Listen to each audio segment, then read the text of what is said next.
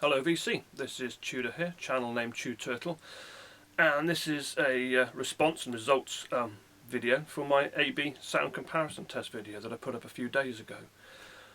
First of all, I'd like to thank everybody who actually sort of participated in it. Had an absolutely overwhelming response. 39 people actually left comments under the video, which is fantastic. I thought I'd only get about a dozen or so. It was only a sort of quick video that I nobbled together. That's one of the reasons I'm doing this sort of reply video. To sort of let people know what it was all about. And the whole point of that test really was to see if people could tell the difference sort of in my hi-fi equipment when something was altered, simply through the, has to be said, rather poor quality of the microphone on my camcorder. I mean, it's fine for picking up what I'm doing now when I'm talking to you, but for actually picking up sort of music accurately, it's not very good at all. But so the results from absolutely everybody who actually commented were positive. What they said in their comments about sample A and B were correct.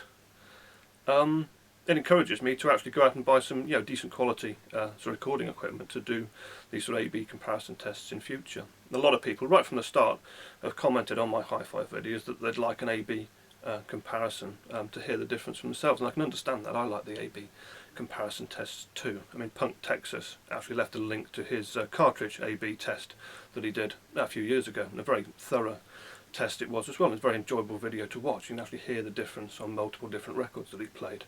The difference was slight, but it was there, and as I say, with the way he'd done it, it was fairly easy to tell the difference, and you can make your own mind up really which you'd prefer. So that's it. Well, now I'm going to play the little A/B test again before sort of talking about it a little bit further. Magic people, voodoo people.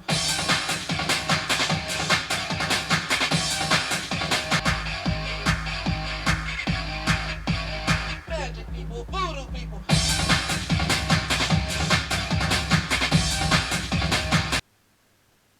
Right, so you've heard the test again, and everybody who commented on the previous video said that sample A was thinner and sample B was beefier, as most people put it. It had more bass to it, it was thicker sounding, sort of warmer, smoother sounding.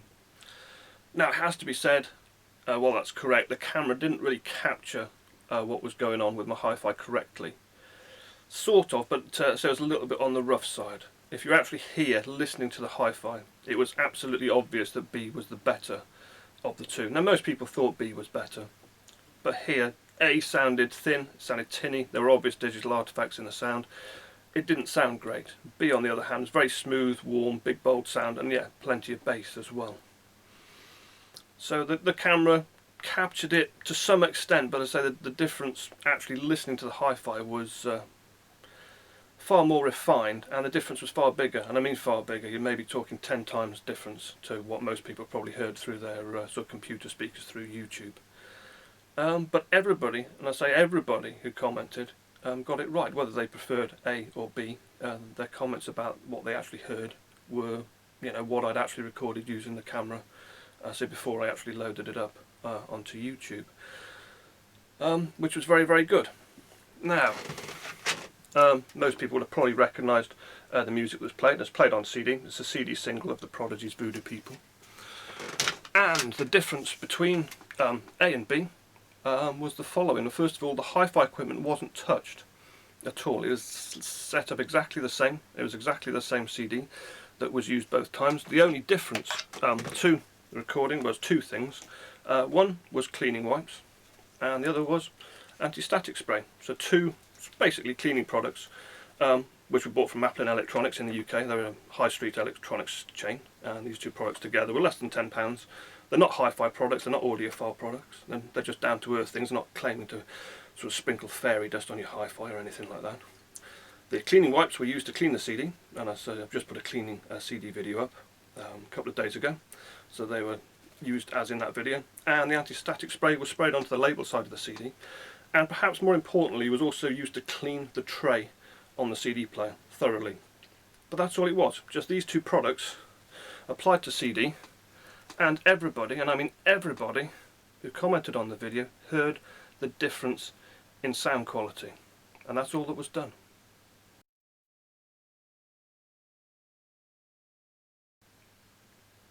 Yes, seriously, that was it. Just these two little products applied to the CD to clean the CD, to treat the CD, altered the sound enough so that you could actually hear it through YouTube when it was recorded from my camcorder's, say, relatively sort of rudimentary quality microphone.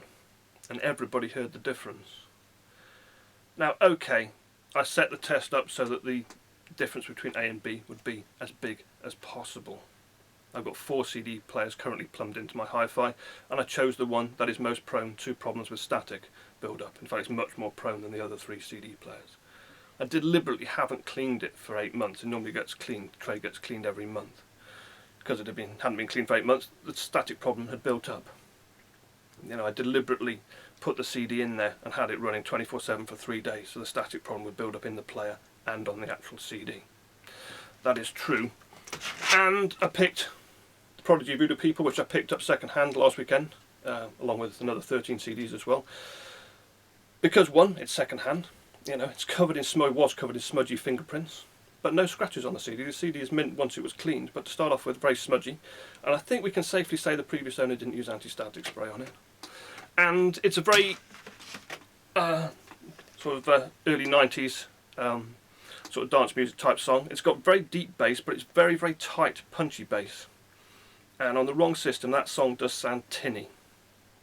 But if you've got the right system, it's got a very full, powerful, punchy bass. So yeah, the CD was deliberately chosen, one because it was dirty and say second hand, and two because of the song. I deliberately played that 10 seconds from the song where the sort of bass comes in, for most impact, and the fact I didn't want to play it for a long period of time and get flagged. So yeah, things were done to make the test as extreme as possible. If I'd have done it on one of my other CD players, the test would have been much more slight and maybe people wouldn't have been able to tell the difference between A and B. So yeah, the difference in my room was big, and the difference through YouTube was big enough so people could see the difference, or hear the difference.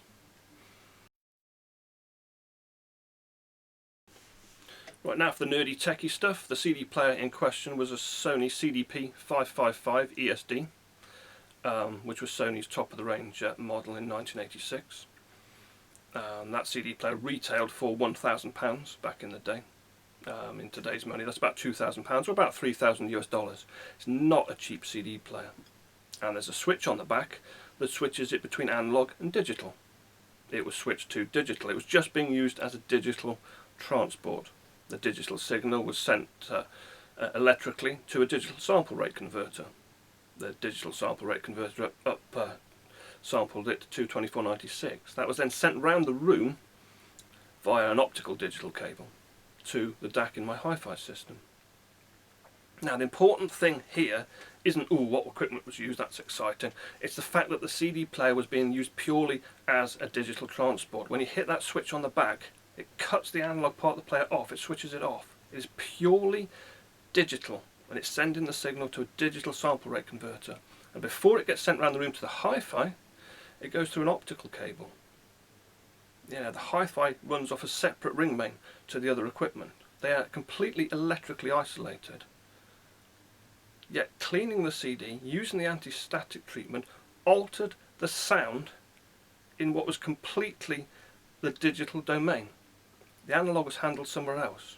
Cleaning the CD, using the anti-static, affected the digital signal to the point where the sound that you actually heard in the end was massively different. People always talk about CDs, it's digital, it's all ones and zeros, it's all perfect. Well, that's a bit odd, because all I did was use cleaning wipes and some anti-static spray, and it completely altered the sound. Now, it has to be said, the anti-static spray is what altered the sound the most, and I can only assume it's because that Sony CD player has a metal tray rather than a plastic one. As I say, it's a high-end CD player, very, very high-quality CD player, but it's massively prone to static build-up. And as I say, the difference in sound is huge. I mean, if you actually hear listening to the hi-fi, it's almost sounded like I've switched a subwoofer on. Absolutely massive, and all the glare and grain and digital edge is just completely removed from the recording. The difference is night and day. But most people don't know that if you clean CDs, treat CDs well, you improve the sound no end. We all do it with our records. Everyone knows you're supposed to clean records and use anti-static treatment on records. You need to do it on CDs as well if you want the best sound.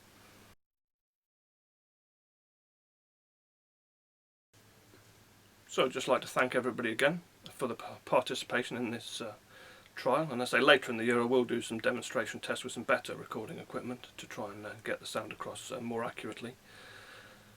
And I might do the same format that I did here and actually do a blind A/B test a few days before putting up the main video.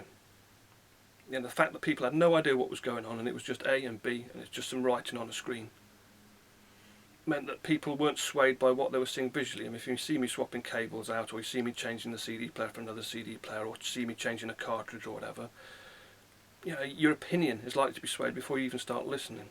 With a blind test, it's just a blind test. And I say it might be a worthwhile format to approach these tests in. But anyway, as I say, just a quick synopsis video. And I say thank you very much for everybody who participated. And yeah, bye for now.